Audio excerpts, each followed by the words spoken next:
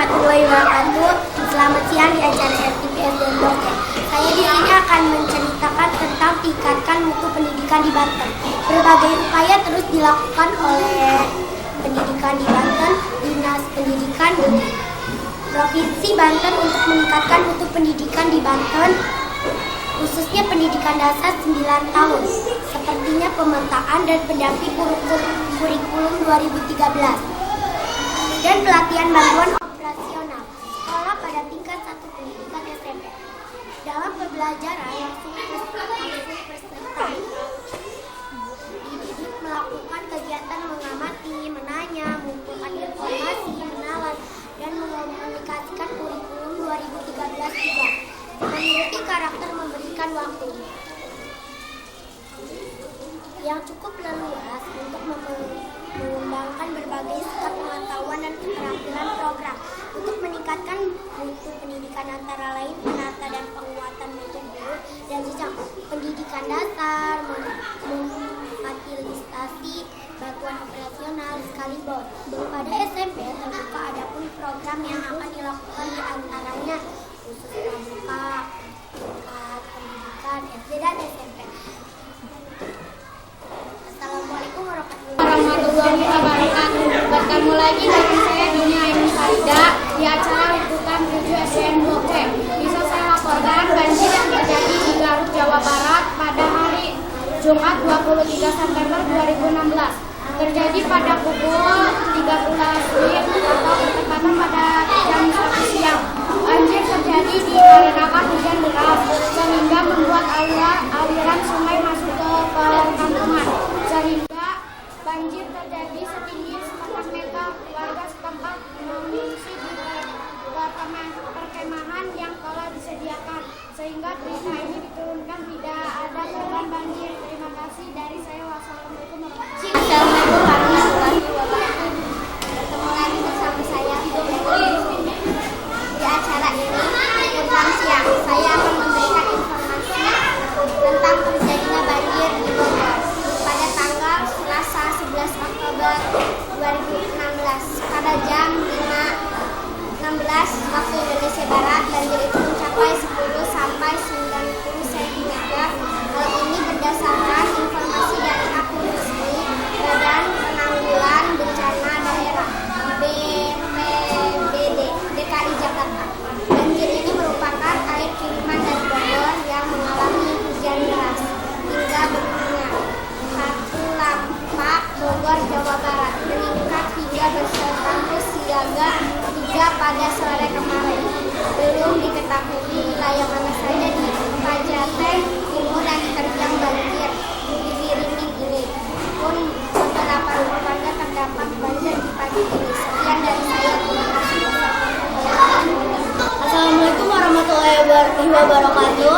Kembali dengan saya Jingganaya Reva Yuliawan tentang berita PON 19. Tim Jawa Barat menyabet 2 medali emas di ajang cabang sepatu roda PON 2016 yang berlangsung di Venus Sepatu Roda Saparua, Jalan Ambon, Bandung, Kamis tanggal 22 bulan 9 2016. 2 emas tersebut masing-masing direbut Asmi Al-Ghifari Jayadi pada nomor 300 meter individual tim trial dengan catatan waktu 28,256 detik.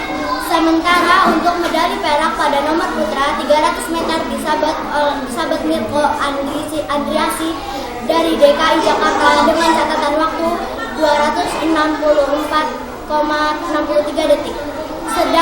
Sedangkan medali perak putri pada nomor 300 meter disabet oleh Ardana Wika Kanestri dari Yogyakarta dengan catatan waktu 28,623 dan perunggai diraih Rizky Adian Prasasti asal Jawa Tengah dengan catatan waktu 28,833 detik.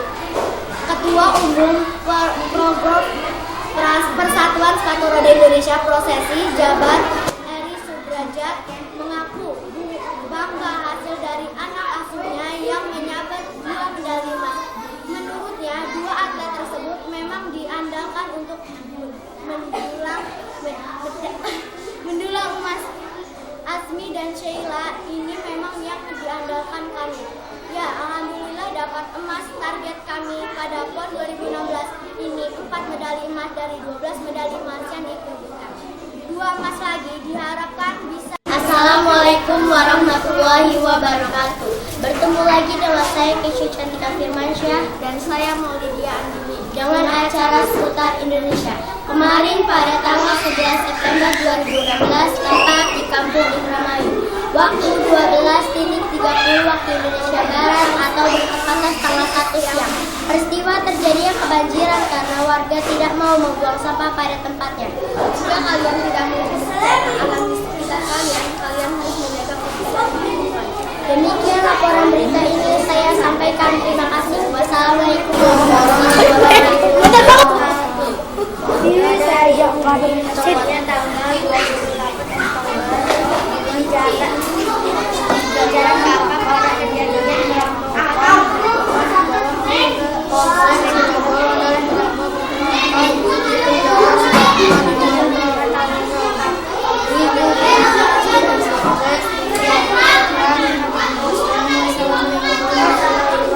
Assalamualaikum warahmatullahi wabarakatuh. Bertemu lagi dengan saya Vanessa Raksa di acara SDN Blok C. Pada hari Senin tanggal 3 Oktober 2016 saya ingin memberitahukan bahwa nanti akan ada ujian semester di SDN Blok C. Maka murid SDN Blok C diharapkan sedikit lagi belajar agar nilainya tinggi. Kemungkinan ulangan semester ini lebih sulit dibanding ulangan yang sebelumnya. Demikian. Assalamualaikum warahmatullahi wabarakatuh.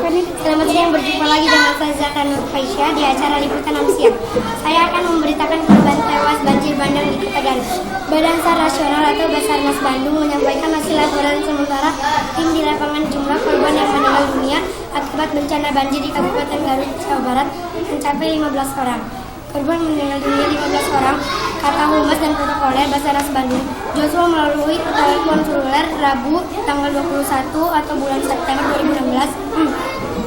Dia mengatakan korban yang ditemukan meninggal dunia yakni 5 orang, 3 orang Cimacan, 1 orang di Jatisari, 1 orang di Kaulebak, 3 orang di Bendungan Copong, dan 2 orang di Sukasenang. Daerah yang terkena dampak bencana banjir yakni Kecamatan Bayonggong, Garut Kota Banyuresmi, Tarogong Kaler, Tarogong Kidul, Karangpaluitan, dan Samarang. Selain korban meninggal dilaporkan juga 18 orang hilang dalam peristiwa bencana banjir tersebut. Joshua menyampaikan tim Basarnas dan unsur petugas lainnya masih melakukan pencarian korban yang dilakukan hilang.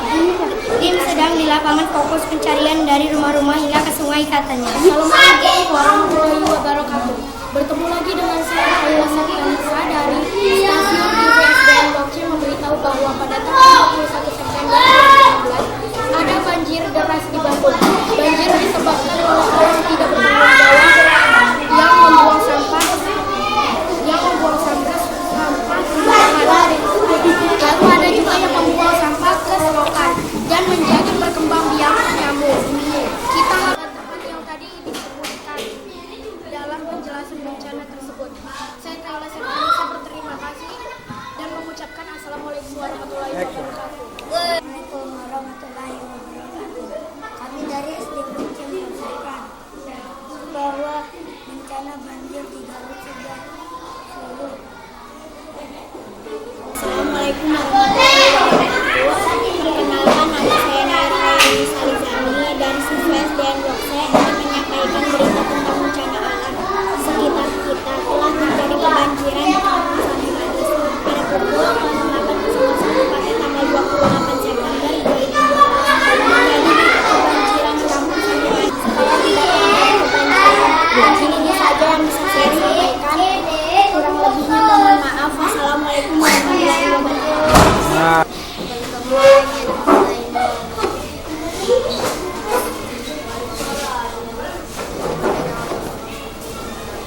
Hari Sabtu 2015 itu mulai hujan pria yang sehari-hari berjualan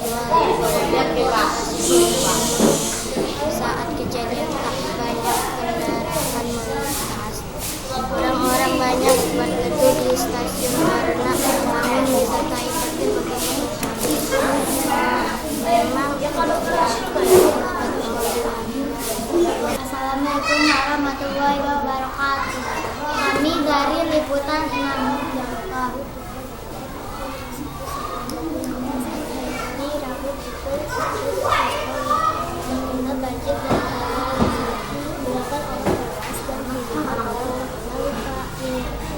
dan masih ada korban yang belum ditemukan. Rumah-rumah warga di Garut tenggelam. Banjir di Garut. Karobong Kidul, Karobong Kaler, Bayu Resmi, dan Karang Kawitan. Sungai Cikamanuk dan Sungai Cikamuri menyebabkan banjir bandang dengan ketinggian 100 meter. Assalamualaikum warahmatullahi wabarakatuh. Nama saya Fitri dan rekan saya Syahira Fasyada.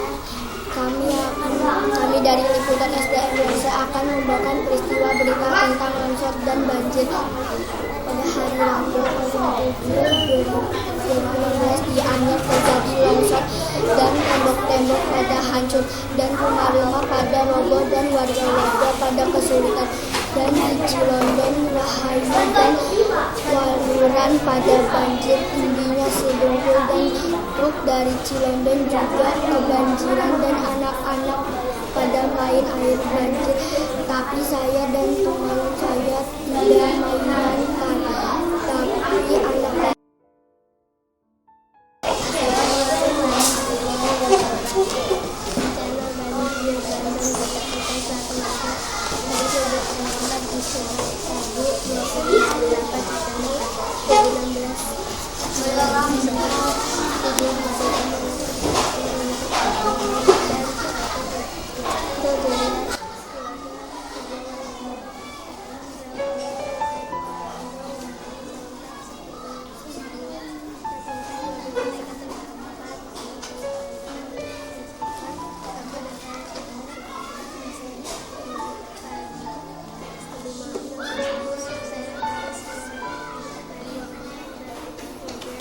Assalamualaikum warahmatullahi wabarakatuh.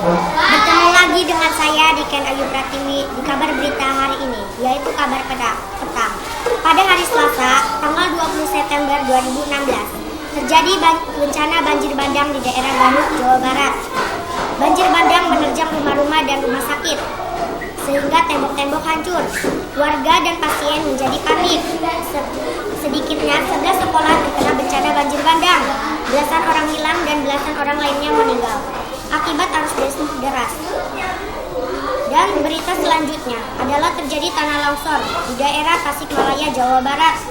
Akibat hujan berkepanjangan, warga panik takut longsor susulan.